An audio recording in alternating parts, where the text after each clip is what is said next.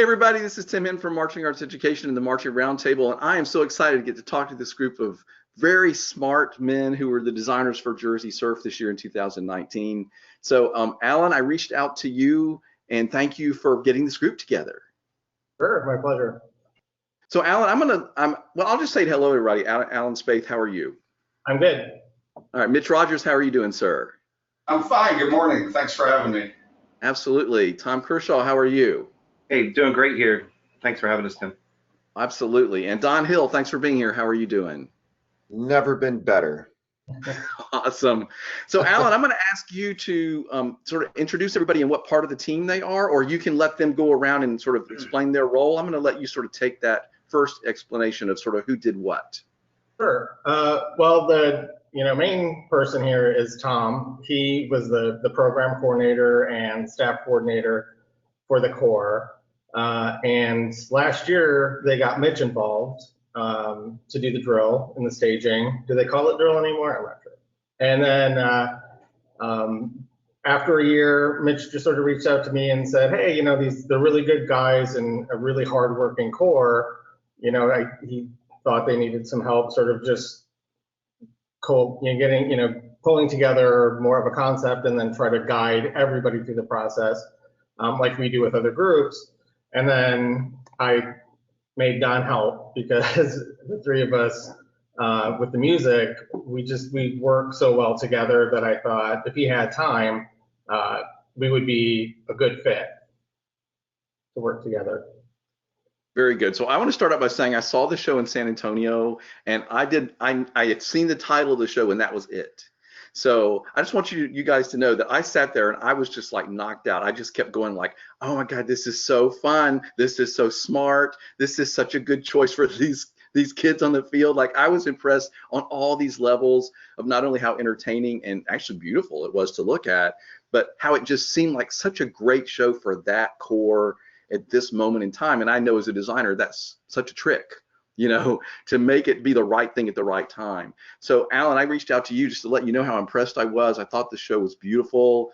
I thought it was fun. And I wanted to talk about sort of how you guys did it. And when you and I were talking, there was also a concept of sort of why are we working with this Corps? How did you bring the right show to this group of marchers? So I don't know, that's sort of my introduction. I just loved it. I thought it was really clever and fun, and especially when all the different guard fish types came out and like how it all coordinated with the equipment and what we're wearing and like the whole thing. And of course the scene change with all that stuff. I just thought it was all a 10. So first off, congratulations guys for such a home run in my opinion and for giving those students such a great show. Well, thanks. And that's the hardest part of design for any group. And that's kind of what I always try to do is find the right show, not because I like it, but because it fits the people doing it. And when you're coming into a group for the first year and you have no idea who anybody is, or, the beginning process, I'm sure Tom would agree, was probably the hardest part of the season, trying to figure out that. Wouldn't you say, Tom? Yeah, it was, and it shows how smart you are. And getting into this was that, the first questions everybody asked was, who are the Jersey Surf? Not what is the Jersey Surf as a drum corps, but who is the Jersey Surf? Who are the members? Like what are their backgrounds? Where do they come from? To find a right vehicle that, not only that, is going to be a great show, but that the membership can buy into and sell. And so the appropriateness of the choice, and thank you for your kind words, Tim, because there was a lot of thought in picking the right show for this drum corps at this time, and I think if there's anything we did successfully, it was making great choices so that we could set the drum corps up to succeed. And, it started from the very first conversation Alan and I had, of just talking about who the membership of this drum corps was. And that goes on, to every level of the design. There were so many factors that we had to take into consideration. And for Don musically, nobody could tell us the talent level of the Corps because unless you're one of the top corps that you know your membership the first day of auditions, basically. I mean, you know the talent level you're going to get, and you know you're going to fill it. You can just design away, and it's almost like the members aren't as important to the process as, you know, a group like Jersey Surf, where some of the people we didn't know until 4 weeks before they left on tour, but we have to start designing in January. So we had to find music that Don could arrange for an unknown level of talent. Okay, Yeah, that's really interesting. It is Go one of ahead. the most important things that obviously you have to write for the group you have. That's rule number one as an arranger. You know, you don't want to get into the arms race of how many notes people play. That's for people in another competitive level. But what we had to do is try and find music that was aesthetically stimulating and also appropriate, you know, to this to the show concept basically. And then work through that, and then we just kind of found out what the talent level was. I mean, we had no idea, so we started out just a little bit generic, and then as we kind of found out where they were, we could kind of expand the parameters a little bit. But that was a challenge because we were coming in kind of blind. I came in late to the process. I think it was November. You know, Late after November. late November, yeah, most Yeah. camps had already had, you know, auditions, and or most corps had had auditions and this and that. And it was, you know, once I found out that, you know, Mitch and Alan were involved, and I've known the Jersey Surf since their inception, you know, through my judging years and all that. So I knew the organization was solid, and it was like, okay, let's do this. It's going to be fun, and it has resulted in being fun. But it was difficult at first to try and find the right direction and then the right repertoire to fit the vision of the show. Yeah, one of the things that I liked when we landed on this concept is that it could be instantly recognizable with the audience and the judges as to what kind of area we were in. We're in water, we're in the ocean, we're dealing with things involving waves, and it wasn't a concept that would rely heavily on producing things with a talent level we didn't know. Going back to the talent level, we didn't know the type of kid we're going to get necessarily, or even the number. So I like that this could be molded, this concept could be molded to fit a wide range of talent and personnel. Some of the other things we discussed, there was a lot of discussion. It was like, well, will we have the sort of kids, performers who could do this or do that? And we decided that might leave us in a place, kind of in a risky place in terms of getting the effects across. So we tried to find something that would fit this sort of, you know, the Jersey Surf get a lot of new kids every year, and we're not quite sure who they're going to be. So there was a lot of talk about which kid would fit, which type of kid or which number of kids would fit the concept. And of course, the water concept, the ocean concept, tidal concept, it's very easy once you have the waves out there, the blue, the coral colors, the fish costumes.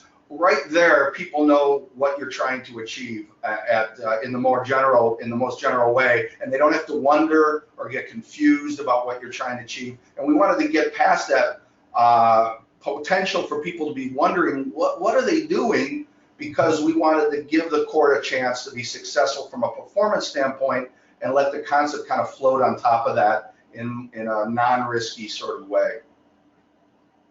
Yeah, and I think probably the biggest thing for us was goals. You know, trying to figure out, you know, what is the goal of the corps. And, you know, you go on Drum Corps Planet and, you know, there's just corps getting crucified on a daily basis for going down in the placement thing. And this is a unique organization in the way that I wanted to do it, because their only goal was to get better and to try to do better than they were. And our goal was to give them, trying to make good choices that allowed them to get better, get stronger, and keep, you know, a forward momentum going. And, you know, and so I think from what I can see the membership, and from when I've met the membership, these are really gung-ho, hardcore drum corps kids that I used to see. You know, they're there because they love it, and they're having a great season, getting better. And that was our goal, to make sure, and it was the biggest, you know, thing all the way through the process of designing, was we knew we weren't going to have a full corps. But so we were going to design for what we were hoping would be the most realistic number, so they didn't have to change things on the road. And then from a design standpoint, in the beginning, you can see everything. I tried to make everything so similar that that one wave pattern and that color palette is the only thing you see. And, you know, if it was a big core, you couldn't find, you know, the, you know, guard from the drums. And probably wouldn't be a good thing, but for this core, it gives them, you know, and with the weighting of the prop with the exact same, you know, coloring and things, it gives them a little bit more gravitas on the stage. They look bigger than what they are, and that was the goal, trying to trick the audience into thinking, you know, there's more than what you're actually seeing, than what's actually there. I think that's really smart, and I also think the fact that it all seemed like the props seem appropriate for this level of core too. You know, like sometimes you see bands, especially that try to do more than they maybe should for the number of kids they have or the level they have. And I thought like, okay, these small props, smartly placed and used, like really, I knew immediately exactly what you're saying, guys. I knew immediately what you were saying and where I was supposed to be, and it did make the field smaller, and like I think it did all those things. But you know, if you guys had come out there and had to try to have these giant things, I don't think it would have been appropriate for the group, right? Like they don't need to schlep more than they need to schlep. Does that make sense? Yeah, it's always a consideration. Yeah. Yeah, I think it's important, not just with the Jersey Surf, but with any group, to make sure that you don't try to change something and fail. With a group that's still developing from a performance standpoint, it's important that the concept isn't beyond their ability to achieve it. It's much better to go with something simple and achievable that the audience recognizes and gets than to shoot for something lofty that might be, as I was talking before, make them wonder what's going on or confuse people. And married to that was being reasonable with how many people are coming in the door. I thought the core did a great job. Tom and the core director, Bob, did a great job of making sure they did not ask us to write for more kids than would show up. And we wrote for a smaller number this year. We did some adjustments when we had a few drops to close up holes, and what they did that early this year, or last year we kind of let those holes go on a long time waiting to fill them. And I think being reasonable that way in terms of numbers and what we could reasonably expect to come in the door allowed the core not to be struggling all year with holes and new personnel coming in and out, or just having to close up holes late in the summer, so that they can concentrate on performing the written book and not have to deal with all that kind of change. And in general, from the moment I signed up with them, one of the first things I said is, you know, we may be able to change something in July that's going to net us a few tenths here or there, but it's way more important for these kids to get something, learn it, clean it, and deliver it. And that's where, in terms of competition, the points are going to come from. In terms of audience engagement, it's going to come from the core's performance level raising. Someday, hopefully, this core is going to be ready for some concepts that they have to reach for, they have to struggle for, that we have to change and adjust and produce and all those kind of things. But right now, they need something that here's your show, go and clean it, learn it, clean it, and call it a day. So we do very few adjustments to the show based on any kind of feedback, because the main thing we want the core to do is to get better in their performance. That's where the points are, that's where the audience engagement is. Yeah, that's a really important point, because, correct me if I'm wrong, Tom, but it's a pretty new brass and percussion staff.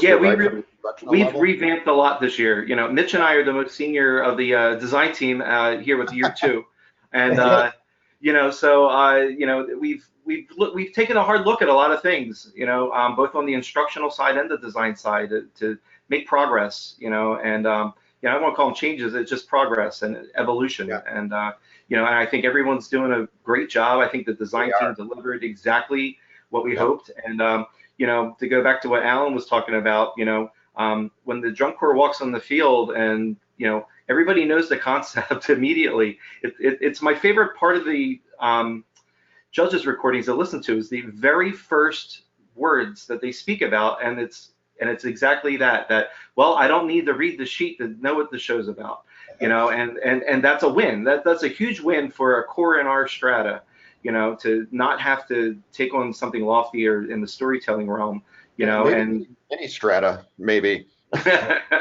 well, yeah, so I appreciate those design choices, and it's made it, the kids feel success on the field, and exactly what you were talking to about, not having to change, letting them grow in the show instead of worrying about fixing lofty ideas that, were chances, we took appropriate chances, and look, we're still working through things, the drum corps is, learning to deal with big ideas, and we appreciate them, and we'll keep working on it. And so I think we put them in a great spot. There's a few effects that were planned from day one that the core is still working through that is going to make it even more interesting, and and they're still working through that. So I think maybe last night was the first time they put in some of those. Yeah. There's like any vision, it takes the visionary and then the producers, and and so we're growing on that front as well. So we'll keep developing it as it heads into the last 3 weeks here. And just from a design standpoint too, I knew we literally started the show from a visual, musical, everything standpoint the safest way we could, like everything unison and super obvious. I knew we couldn't do that for 11 minutes.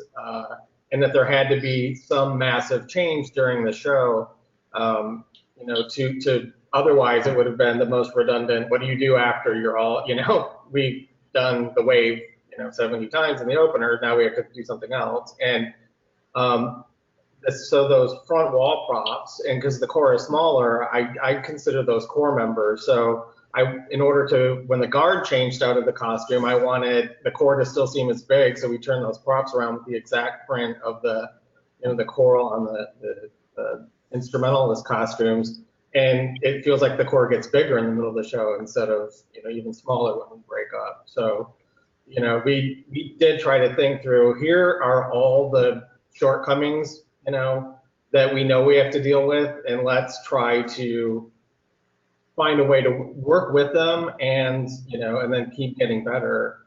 And like Tom said, there's such a positive vibe with the kids. If they have a good experience, they'll come back, and then next year we can start even stronger. And I think they are such a healthy drum corps in the way that they know how to go about getting better in a good way.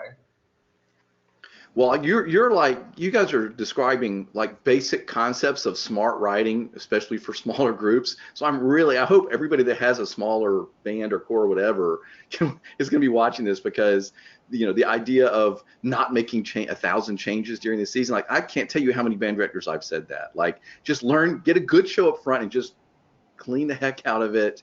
You'll do so much better than, oh, somebody didn't like my ballad. Okay, well, so that concept I really love. Did the idea of the sea come from the fact that there's surf? Like was there a connection there or not? A little bit. I mean, we went through a lot of concepts, and we just kept that. We're just too sophisticated and too, didn't have the right membership. And I'm thinking, my mind, I didn't know a lot about the core and who the membership was. I'm thinking they're like rough Boston, Jersey kind of kids, and they're not. They're like the future teachers and librarians from Virginia. And so,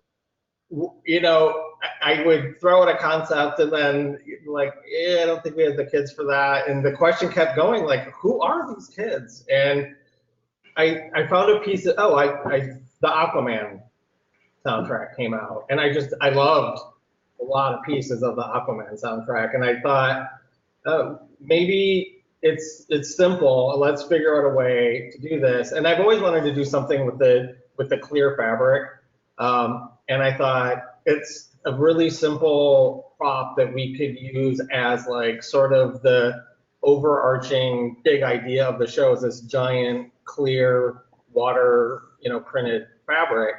And then I just tried to figure out 4 different scenes that we could do with that. and then develop each piece off of that. And that's really, it wasn't just because they were the surf, it was more, I figured out a way to do something that looked good with that many kids that could perform that, you know. But we went through some real doozy show ideas that would have been a complete disaster. So I think we landed on a good idea. We'll save those complete disasters for later. Yeah. And and another, compliment to Alan, the vision to making it happen, it's one thing to say, all right, and we'll dress some people as octopus and some people as jellyfish, and so there's a lot of things that could go wrong with when you put that in writing, but like Alan, in his skill set and just the beauty of what he's able to, he's able to make this come to life, and he has.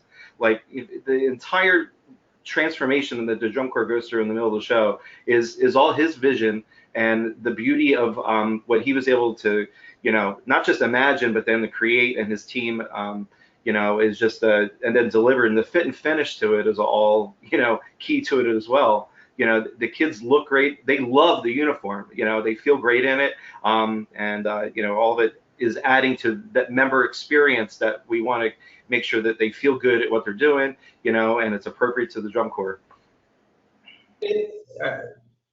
Yeah, and the one comment that kept coming back, because we, like Mitch had asked, who is the Jersey Surf? Who is that? There was the word fun kept coming up. They want to be fun. They want to be fun. And I said, well, what is that? And so the end of that part of the show, we aren't trying to be funny. We're trying to be visually light and lighthearted. And because we don't have, super, flamboyant members, to pull off, a really in-your-face sort of performance show from a comedy standpoint, like a Bridgman type show. This is a way, that part of the show to me is I'm trying to figure out what it means to be fun with the Jersey Surf. And I think that's what really pushed me. And Tom kept hearing a lot of words from this phrase over and over. It's, trust me, it'll be fine. It'll be okay. No, it's going to work. And it's hard to do.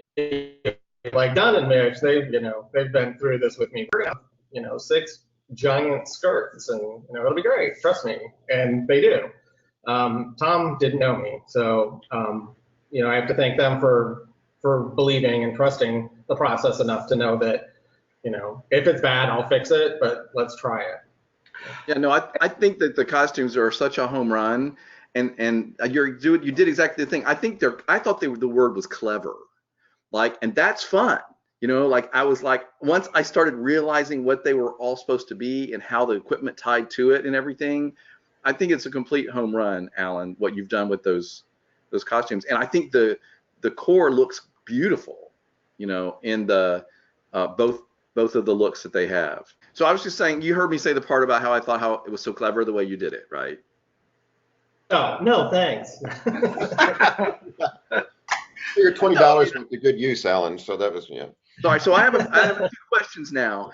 The big piece of fabric that comes over the band during the transformation was beautiful, and I've seen it before, but I don't remember seeing it where you hold the back end and it sort of floats like that. Where did that idea come from? Because I thought that was so ingenious, and it was sort of oh wow, that something new with something I've seen, which is hard to do.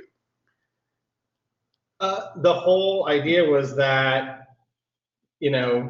they are the water, and then the tide goes out, and what's when the tide goes out, what's there? And actually, I was a lot of the way that looked was I thought of when I was in Thailand last year in November, laying on a beach, and the tide was out, and you could see all the coral and everything.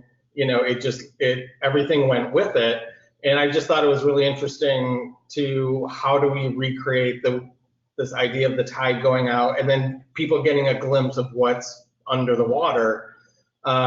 In the back, the idea is that, the fabric, we want to try to keep it so it's up so that you feel like the second part's underwater, and then our new ending that now has been revealed, the tide comes back in and covers the core up one more time, and they end the show with you kind of seeing life underneath the fabric, but from the perspective of above. So it was just, everybody does a flyover and we're doing a drag over instead. Because I knew we could make it look actually like water. Right. And there's been a lot of challenges with that. Yeah. Every day the wind blows from a different direction on the practice field or in the stadium. And so we've been, we've experimented with it, and I think we got it to a great place now. And San Antonio was in a perfectly controlled environment, a home run with it. And to see it fully realized in the best element, wonderful. Those are the sort of design chances you have to take and deal with, and I said, the thing that it's supposed to be water, if it blows around a little bit, I think it's okay, forgiving. It's very forgiving. Yes. Very cool. So Don, I want to ask you a couple questions. What is first of all, I thought it was really smart to use the Aquaman music because it seems like really now and also like right on concept. So like I think that's always a plus for kids. Don, what's the opener music in the show? The opener is Oceans. Mitch, you brought that, right? Ocean, British brass band piece. British brass band piece by Goff? Is it? I forgot. Goff Richards. Yeah. Goff Richards, right. Mm-hmm. It's a suite, and it goes through like 3 different kind of ocean moods, kind of the stormy ocean, and there's a center section that kind of feels like maybe you're on a Pacific island, and then the closing section is kind of as if you were on a sailboat racing across the Caribbean. And so it just sounds very oceany, very nautical, and just like with the costuming, we wanted it to be like, boom, everybody understands what this show is about, whether you're a music judge or somebody listening, somebody watching, somebody doing both. Boom, you understand the show is in this genre. Yeah, we just used a very small snippet of it, and the part that we used is to absolutely convey the kind of seafaring, motive and feel to it. I think it's maybe just a little over a minute long. It basically just sets the stage for the rest of the show, but it's a great piece. I think Santa Clara had used it, a few decades ago, maybe. But yeah, it's a piece that adapts very well. Of course, it's a brass band piece, so it's kind of ready-made in terms of the orchestration. And also, we talked earlier about the talent level of the group and what we had, and it's not that technically challenging that it's not achievable by this group. So it was just a perfect way to start the show, really, and it also gives them a lot of confidence right off the bat, which is really important too when you're dealing with younger kids. Yeah, that makes perfect sense to me. I kept sitting here thinking, well, maybe that's La Mer. No, I don't think so. But like it was so in that wheelhouse. One of the percussion guys in the window that they have put a La Mer motive in there, and I remember hearing the recording from camp, and I'm like, dude, did you just put La Mer in there? And he goes, yeah, it's brilliant. So it obviously worked. Yeah. Those guys are really good, by the way. They're not in on this conversation, but the percussion design team is fantastic. Yeah, we should give a shout out to Paul Malesnik and Matt Blood, who are new. They're new to our team as well, and really brought in a lot of energy and a lot of good creative thoughts. And across the team, as you add layer to layer to layer to layer, and everyone contributes their piece to the pie, it gets more exciting, and then everyone puts a little piece of themselves into it, and you just hope it lands in the right place, and we feel great where it's landing for sure. It helps to have a concept this rich with imagery and this rich with previously done productions in movie or TV or theater or even drum corps marching band, so that when the production guys delivered them some music, and I could hear the rolling of the waves in what they had written. And Alan did the rolling of the waves and the images of the ocean, and I tried to do some wave-like stuff, and some of the choreography in the show, ripples and waves, especially in the first tune. So there's just a lot of ways to draw the concept into the different captions and sub-captions that make a concept like this very rich with potential, especially for a corps that's still developing. And we don't go, to start the process for me, we came up with a concept, and then the next thing I do is I figure the show out from beginning to end. and put it on paper, try to divide up how I see with all the events planned and what I want to do in time chunks. And then I put word descriptors for each of those things. And then we go back and we plug in any music from any genre or whatever fits that mood. And that's pretty much how we did. We just went section by section and found something that sounded, quirky and fishy. Quirky was the hard one, really it was, I knew what parts of Aquaman I wanted to use right away, and then everything else we backfilled. Yeah, the quirky one was interesting because, the piece that we ended up choosing, that was the John Mackey, right? Aurora Awakes. And it's not, you don't necessarily equate that with like a sea kind of show, but it had enough qualities to it that when you listen to it and, we can make anything whatever we want it to be, basically, in terms of how we interpret the music. We can take any piece of music and how we produce it visually, and in terms of the concept, we make it what we want it to be. And with how that piece was produced, it is now part of a show, and you would think it probably had a different title maybe than what that piece is. And a lot of course, wind ensemble people know the piece extremely well, but it just served our purposes perfectly for that. And it also provided us with enough technical demands in the show that people can start to take the brass line and the percussion section seriously in terms of what we're trying to achieve. So it's not just more fun oriented stuff, but yes, it's quirky, and the visual interpretation of it is fantastic, but it at the same time is a serious piece of music, and it has challenged. It's the most challenging one for the members for sure, but they seem to be reaching it pretty well from what I've been able to hear. So that all goes into it as well. So I want to ask you another question, Don, about the process as an arranger. I can think of nothing more terrifying than starting to write something and having no idea what the talent level or instrumentation was going to be. So can you just speak about that for a little bit? Like, I know you said you wrote something sort of generic and then changed it, but like, can you speak to that a little bit more? Because like, how did you go back in and like add more mellow stuff because the kids could play, or like, how did that process play out for you?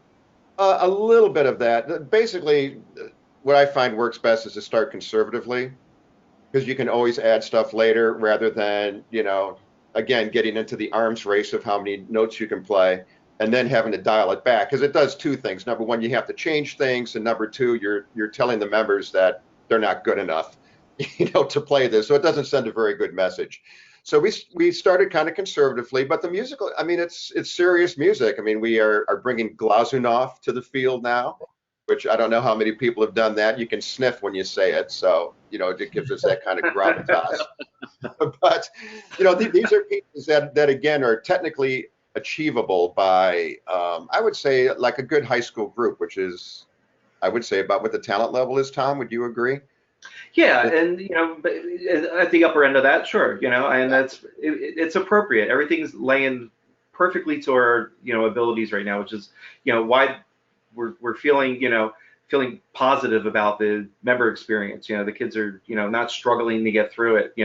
The comments that we get, the feedback we're getting, is all in the area of refinement, not I think you need to take a look at this, so win-win.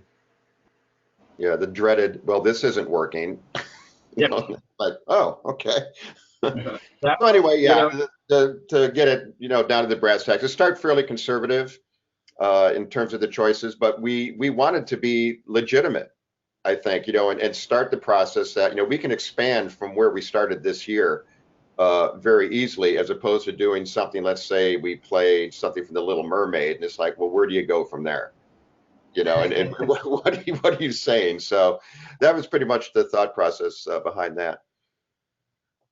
Well, and again, I think it's really smart, and it is legitimate music, smartly produced, and I feel like it feels like the production level of everything to me is sort of up a notch from where maybe it's been in the past for this group, and I loved that. Like, it just feels a little more sophisticated, I don't know, not to diss anything that's happened before, I didn't mean to say that, but I just think that you guys have brought the next step to the core, and that's why I think I responded so much. I kept thinking, I love this, I'm so enjoying this, and it just feels like exactly what this group needed. I just felt like you really hit that right. Mitch, I want to ask you about your process for writing the drill. Since you guys still had some variations in numbers late, did you write the drill late, or did you write it and change it? Or what was your process, or when did you know what numbers you had to work with?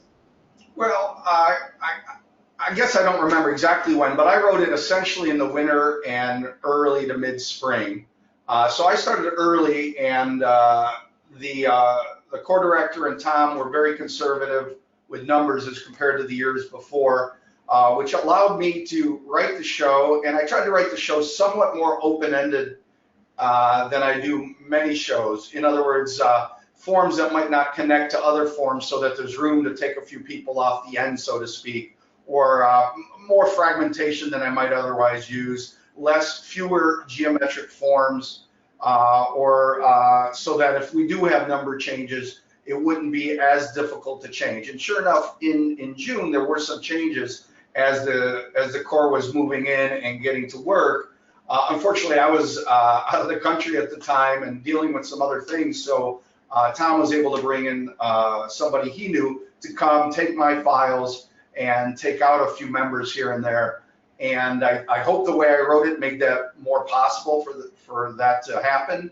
And Absolutely. in general, doing that right away, I think I mentioned earlier in the podcast here, doing that right away and not trying to hope you're going to grab a baritone player somewhere down the road, doing that right away gave the core a chance to just clean and move forward and not have to fill holes or adjust or make holes, hide holes, and that kind of thing.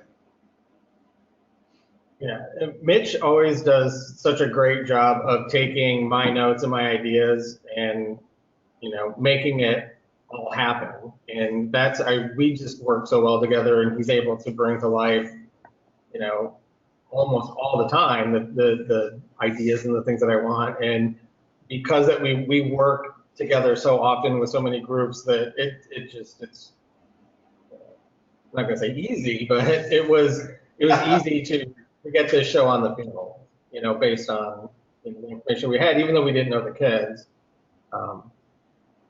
With the shows, more and more becoming event-driven and costume-oriented, and with so many special effects outside of just a drill effect or a spinning effect visually.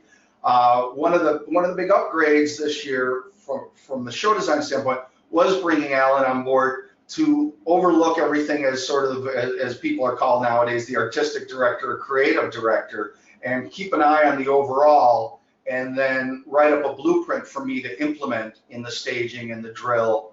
And I think that is one of the big differences in the show this year, in the core this year. I think the continuity of the visual staff gave me a little more confidence as I was writing. Mike Dubero, the caption head, last year was my first year working with him. I understood after last year how much they can do, or the fact that they're quality staff, and I felt a little more confident implementing Alan's stuff in a way that I thought would be achievable but also challenging, and that balance between those two things. So that continuity on the visual side helped me a lot. Well, this has been a really interesting discussion as far as how it all happened, and when everything you're saying is sort of really educationally strong and valid. I love that. Of course, I knew that from you guys. And then also it's just really, again, really smart choices for the exact situation you're working with. And I think that's always the trick. So is there any part of this, Alan, that we haven't talked about that you wanted to mention? Because I've sort of hit on all the highlights for me, but I've really enjoyed hearing all this.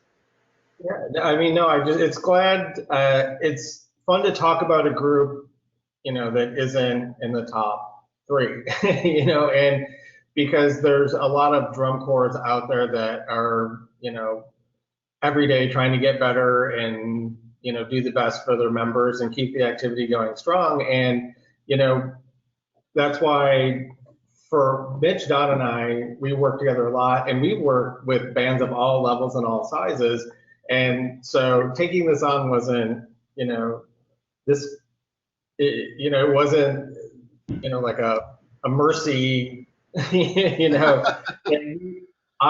when I, talk to people, and I know that there's a real desire for the group to get better, and everybody's excited about the prospect of getting better and doing the best you can with what you've got. I'm generally always on board because, you look at how positive this experience has ended up being for the members, and next year we can be, that much better, take the next step and the next step. And, I've been with several band programs over the years too, where, they were a work in progress and kept getting better and better. And I just, I like that journey, and I don't think those groups get enough attention. So I thank you for reaching out, wanting to talk about it. Well, I'm glad you said that, because I want to highlight that. I feel like in the world of marching, we all very easily can say, oh, to a marching band group, okay, this is clearly a developing group. They maybe have younger kids, and we sort of give them the benefit of the doubt. But I feel like sometimes in the world of drum corps,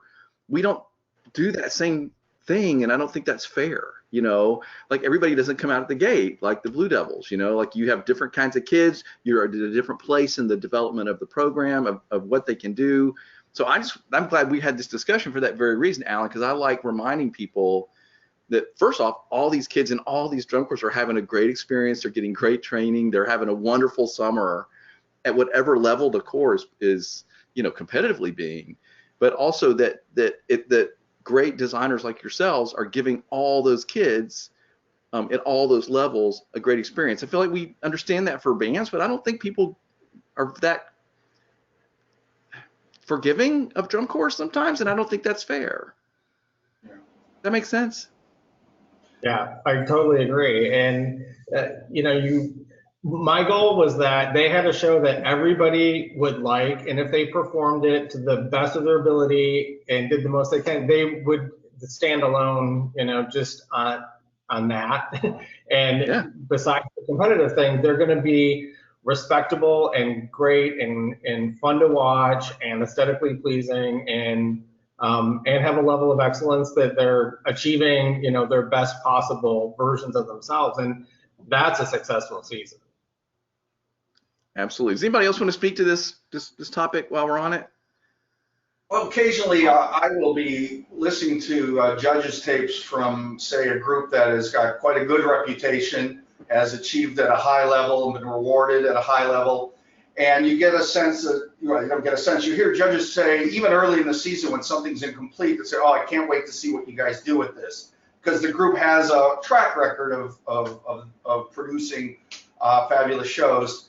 And then a group with Jersey Surf that doesn't have the same track record. Sometimes the judges, not every judge and not every judge every time, but will have a less, we'll have a little more of a lecturing tone. So, well, you can't have this be like this. Well, no, it's just not done yet. If it had been the other group, they would have, I can't wait to see what you're going to do with this. With a group like Jersey Surf or similar groups in the band world, developing groups, they'll say, oh no, this you can't have. They'll go on for a minute about how that 16 counts can't be empty. So there's not as much. I think I don't know. You used the term earlier. But there's not enough slack with those bands. There's not enough well, let's just sit back and let's assume they can fill this. It's a little bit more almost a harsher judgment in a way for a group that needs more care and feeding and encouragement. Yeah, drum corps is not real nurturing. But the responsibility then is on the groups to go out and earn what Mitch was just talking about. And again, that's kind of, we hope that we're beginning that process where this year ends successfully. Everybody digs the corps, they dig the product. And then next year we've started out with, people are going to expect more. They're going to have a better feeling about the group overall. And it is tough. I mean, you're exactly correct on that. Drum corps is a tougher animal than band. Kids are maybe older and they come from all over and they're on their own during the summer. The whole thing is, it's just another level. So you have to go out and earn it. Yeah. And there's the rehearsal hour parameters too. When you go on early at every show, you have, not only are you starting from behind, you have a third of the rehearsal time of every other corps because you go on at 3 p.m. or, and those are all things when you're designing, I mean, we try to consider, we can't have super complex props that take 6 hours to put together because there's just not time. Well, Yeah. all that makes So I perfect guess, sense. I'm sorry. Go ahead, Tom. oh no, just a wrap, and to put a bow on it, what Don, Mitch, and Alan and our percussion designers have given the Corps, a wonderful start, a wonderful vehicle to, take this through, and exactly what they're speaking to is these, seasoned, veterans making great choices, because we've all made the mistakes in the past, with our own groups or other groups, and and it's wonderful, and I want to publicly thank them for sharing all their wisdom, in providing this product for the Jersey Surf. Well, and Tom, if you were smart enough to wrangle all these guys together, like you, my hat's off to you because this is a great team. Well, I thank Mitch. Mitch is a big part of putting a lot of this team together, and when we got Don in as the third amigo here, it was it made it very easy for me. Well, guys, I think the show is wonderful. I loved every second of it, and I just kept thinking, oh, that's such a smart choice. Oh, I didn't expect that. Oh, like I just really was engaged. So I feel like you guys did a wonderful, wonderful job. It's exciting to see designer. You guys work at the highest level, and I love that you are sharing that with everybody, as you've said. All different groups deserve great writing and design, and I'm really happy that you did that, and it's really paying off for Jersey Surf because I love the show. I can't wait to see it again. And I'm going to see if I can't get out in the lot on Thursday because I want to see some of those crazy guard fish costumes up close and see how you did that because they were just so funny and clever. And I was like, I don't know. I totally loved it. So Alan, maybe if I can, I'll see you out there and you can help me get a peek at some of those if possible. Sure. I totally loved it. Guys, thank you for taking time to have this conversation. I'm really happy to get to share this. I think you're doing wonderful work. I love the show. And anybody that hasn't seen it that's watching this, make sure you see it if possible live, of course. Drum Corps is always better live. Guys, thank you so much. I really appreciate it. Thanks for having me. Thank you, Tim.